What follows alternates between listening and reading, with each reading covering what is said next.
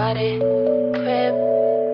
guys, what's up? Welcome to my channel. I'm Brianna and today is the best day of my life because I am here with you guys. So I wanted to do something a little different. You guys loved my how I paid my car off early video. So I was like, let's get into the finance tips because I definitely have some for you guys, and just by trial and error learning, and also my mom again giving me the game. This is how we were able to save $10,000 and also maintain and keep that $10,000 over years and years and years. So let's get into it. Just a little Google statistic, just 45% of Americans have $1,000 or more saved in a savings account. That is less than half of all Americans have $1,000 or more saved. So that is not a lot, and that just shows that so many people do not have savings. So many people are retired and they don't have enough money to retire, so they're still working into their old age.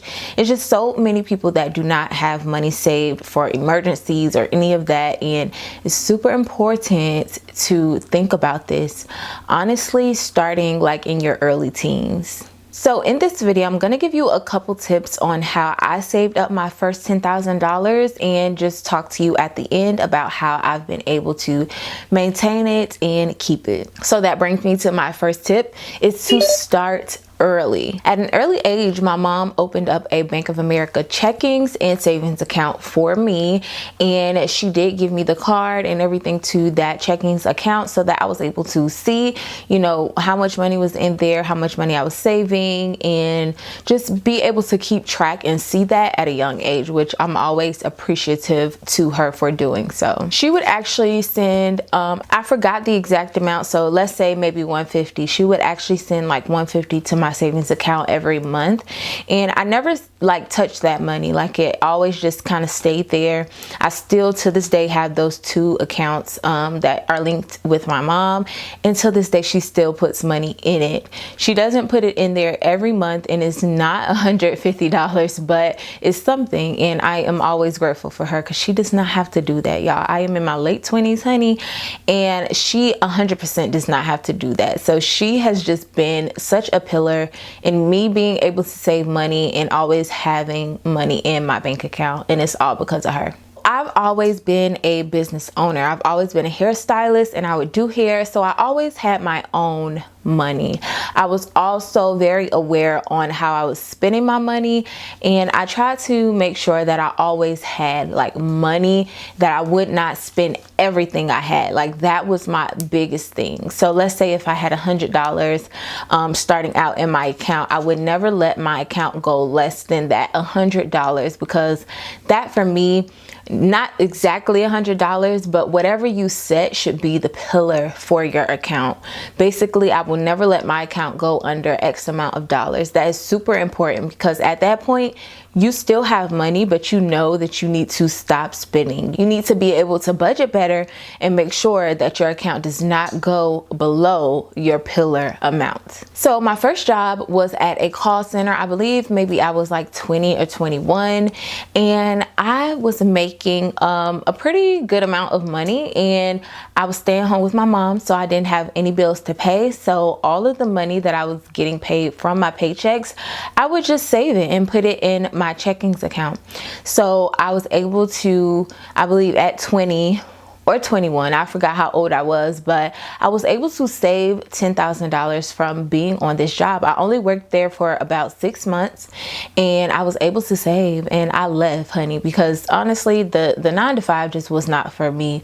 I did not like it. It was very depressing, but while I was there, I made sure to use my money wisely, and I did in fact save up my first $10,000 at that job. So it was pretty easy because I did not just spend, because my mom had taught me those spending habits early.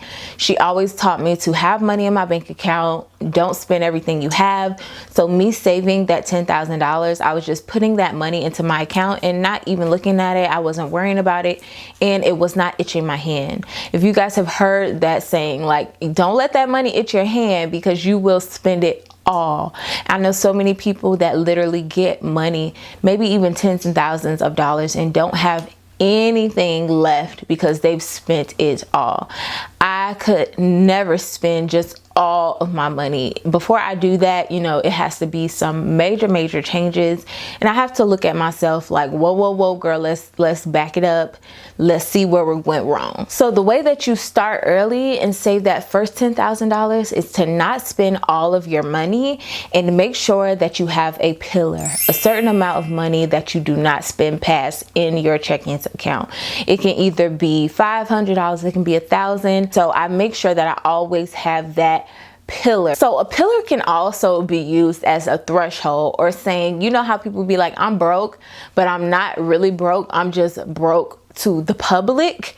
That should be your threshold. That should be your pillar. That should be your I'm broke win.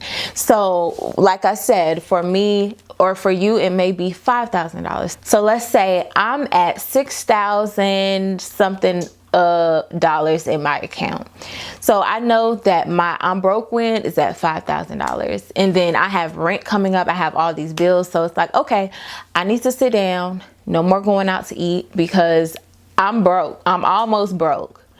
Of course, I know a lot of people say I don't claim that, but in your head, you know that you're just saying I'm at my threshold and I can't spend below that, because these are my financial do's and don'ts, and I have to be strict with that. So even if you do not have a mother that is able to sew into you or teach you these type of financial situations, you can do this yourself. And I'm going to tell you a time where I did it myself, of course with my mother's help, but hopefully this video can help you do so on your own. So in college, I went to Florida Agricultural and Mechanical University my first semester, my freshman year. And, you know, just talking with my mom, she was like, you know, this school is really expensive. If you stay here, you're going to rack up a lot of student loans just because of how expensive everything is.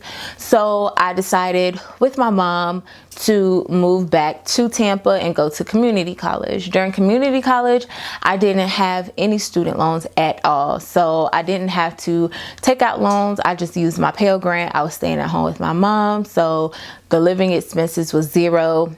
School paid for itself. And then after 2 years, I transferred to the University of Florida.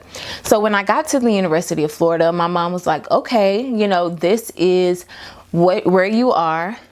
Basically, the Pell Grant paid for school, but with me being 2 hours away from home, I had to pay for housing. So she said, calculate your housing and take out only that amount on your student loans, and that is it. So I believe at the time my rent was around $400 because I had roommates. And so I just went ahead, calculated how much my rent was going to be for that semester. And I took that money out in loans and I put that money in my account and I did not touch it. I knew that that money was only for my rent, and I just kept that money and paid my rent every month. As I said, I've always been an entrepreneur, so doing hair and doing extra things on the side is where I would get, you know, money to buy groceries or go out to eat with my friends or just do whatever else extra I needed to do. So that saved me so much money. And after going to FAMU Community College in the University of Florida, I only had around about $15,000 in student loans, which is not bad at all. So that really helped me be disciplined with my money as well. Imagine having thousands of dollars in your bank account and you do not touch it. That is so much discipline, but I'm so thankful for that college experience because I was able to really learn that self-control even more and just gain that wisdom and know that this money is allocated for this. You have to use your money wisely. Of course, you have to do the subtractions, the additions. You have to do the math. And if the math isn't mathing, you have to get back on track. But I was so proud of myself, you know, and honestly, these things came second nature to me because this is what my mom taught me and I did what my mom said.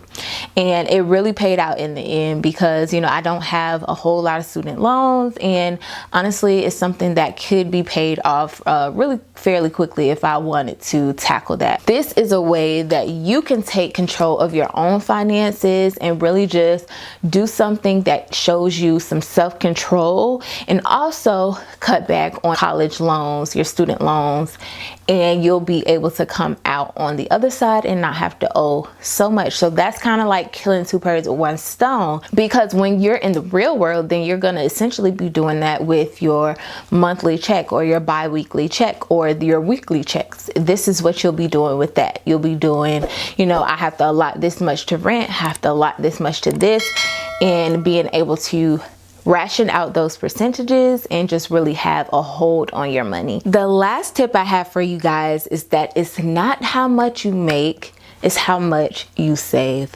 And I know a lot of people say that's not true, like that's so cliche, but it is so true. My mom would always give me like financial examples and things like that. So she told me, you know, when I was younger, it was a time that she could only save like $20 per paycheck.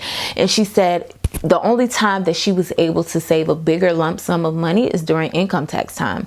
So she said her whole income tax she would put in savings and maybe take $500 or so to, you know, get something nice for herself and for me. But the rest of the money she put into her savings, she acted just like it wasn't there. And that was her example to me of self-control. She even showed me her paycheck stubs and showed me that how little amount of money it was. And the key to it's not how much you make, it's how much you spend, is that when you're able to get lump sums of money, you have to take full advantage of this. When you're able to capitalize off a moment when you're getting any type of surplus, it's really, really important to save that money or pay off a credit card. Just do something that will get you to a better financial stance. Anytime that I'm able to get some type of lump sum of money, that's either from a brand deal or maybe my sales went really well on the website, I'll go ahead and save more than I'm doing on a regular. So that is also where you'll be able to save and capitalize on your savings goals. And this all goes towards that $10,000 savings goal. You have to take your whole financial situation into account and have that threshold so that you're not going below that, so that you can keep that money into your account. You can use it for emergencies if you need to, but the goal is to always have it there just in case you need it, and that can just be your bottom line. I also have, like I said, savings account. I have a high yield savings. I have a Roth IRA. So I have different accounts that I also do savings in, but my first savings was honestly in my checkings account, and that's when I saved my first $10,000. So I hope this video helped you guys so much. You all enjoyed my car paying off video. So I just wanted to come and give you some more finance tips on how I saved my first $10,000. Comment down below and tell me how your journey, how your financial journey is going. Tell me if this is a goal for you. Let me know if you've actually saved $10,000 and you think the same way that I do, or let me know if you go about it a different way. So I will chat with you guys down in the comments. I love you all so much. Thank you for watching and joining my channel. If you enjoy all things lifestyle, hair, maybe even some more financial tips, then go ahead and subscribe to my channel. I love you guys so much, and I'll see you all in the next one.